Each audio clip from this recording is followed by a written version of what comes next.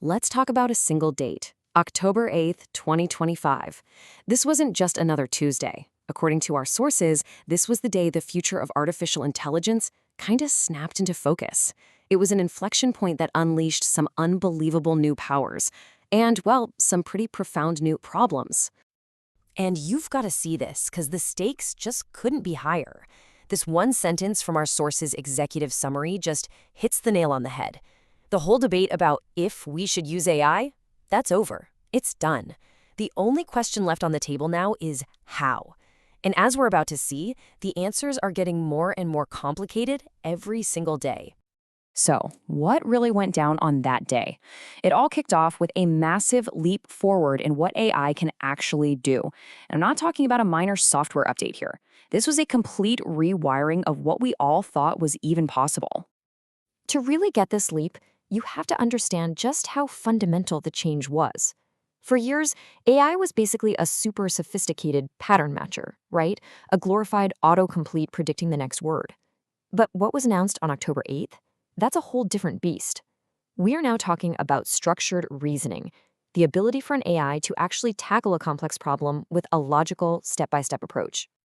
I mean, just look at how OpenAI is talking about its new flagship model, GPT-5 Pro.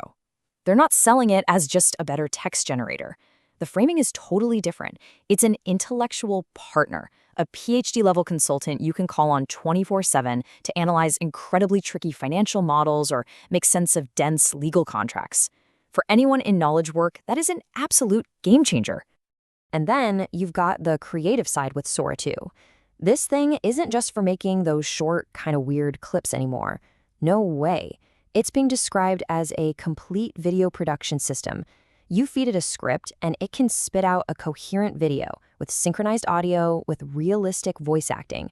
It basically takes the entire complicated production pipeline and collapses the whole shebang into a single AI workflow.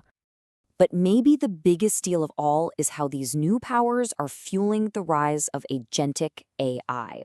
This is where AI stops being a passive tool you use and becomes an active partner. So instead of just answering your questions, these are autonomous systems that can take a huge goal, like, hey, optimize my company's entire global supply chain, and then just go and do all the steps needed to make it happen. And this isn't science fiction. S&P Global and IBM are already rolling these agents out in the real world. Okay, but with all these incredible new powers come new and, frankly, very serious problems. These amazing advances are being shadowed by some escalating economic and technical risks that we just can't afford to ignore. First off, let's just follow the money for a second. The market hype around these announcements has been absolutely off the charts. OpenAI's valuation has skyrocketed to $500 billion. Let that sink in. That makes it by far the most valuable private company on the entire planet. But here's the kicker.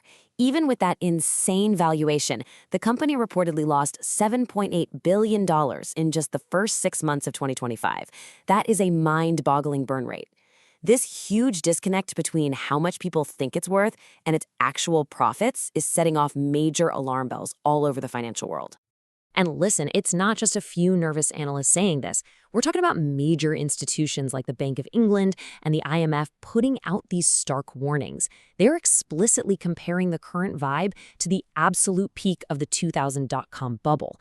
The fear is that the whole financial foundation of this AI boom might just be built on sand. At the exact same time, a new and really troubling security flaw was discovered. It's called GATEBLEED, and this isn't some software bug you can just push a patch for. Nope. This is a vulnerability that is physically baked into the AI chips themselves. So how in the world does this work? Well, to put it simply, an attacker can watch the tiny, tiny changes in a chip's power use while it's thinking. These little power signatures change ever so slightly depending on if the chip has seen that piece of data before, say, in its private training data.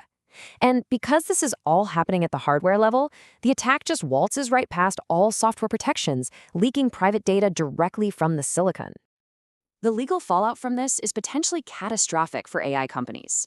We're already seeing all these lawsuits over copyrighted training data.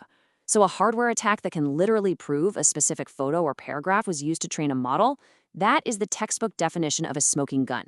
It creates a whole new world of liability. So, in the middle of all these breakthroughs and all these new risks, a global race is on. Industries are sprinting to use these new tools, while governments are just scrambling to figure out how to put some guardrails on them. Let's take a look at how that's actually playing out. And deployment is happening ridiculously fast across pretty much every major industry you can think of. In healthcare, it's helping doctors diagnose diseases and find new drugs faster. In finance, there's this new thing called deterministic AI, which just means it gives the same auditable result every time, and it's now crucial for compliance teams. Law firms are saving literally thousands of hours on document review. And as we saw, AI agents are out there managing real-world supply chains. AI is officially out of the lab and weaving itself into the fabric of our lives. But as this all speeds up, the way governments are trying to regulate it is splitting in two. Over in the European Union, you've got this very comprehensive risk-based approach, the AI Act, which flat out bans things like social scoring. Then you look at the United States, and it's a much more messy state-by-state patchwork of laws. It's creating a real headache for any company that's trying to operate across the country. So when you pull all of this together, this huge leap in power, the wild market risks, this mad dash to adapt, what does it all actually mean? Well, our sources suggest that you can understand this whole moment through three core conflicts, or tensions, that are really defining the future of AI. First up, you have capability versus control. AI's power is just exploding. It's growing exponentially. But our ability to secure it and govern it is only moving forward one step at a time, linearly. That gap is the central challenge. Second, hype versus reality. The market is just torn between these dot-com-style speculative bets and the actual pragmatic value of using AI to solve a real business problem. And finally, innovation versus regulation. This is the global tug-of-war between the tech industry's mantra to just move fast and innovate without permission and society's demand for, safety and accountability. And all of that leaves us with one final and absolutely crucial question. With AI's power growing so incredibly fast and our ability to control it lagging so far behind, who is ultimately responsible for closing that gap? Is it the companies building the tech, the governments trying to regulate it, or in the end, does that responsibility fall on all of us? That really is the central question of this brand new era. Thanks for watching.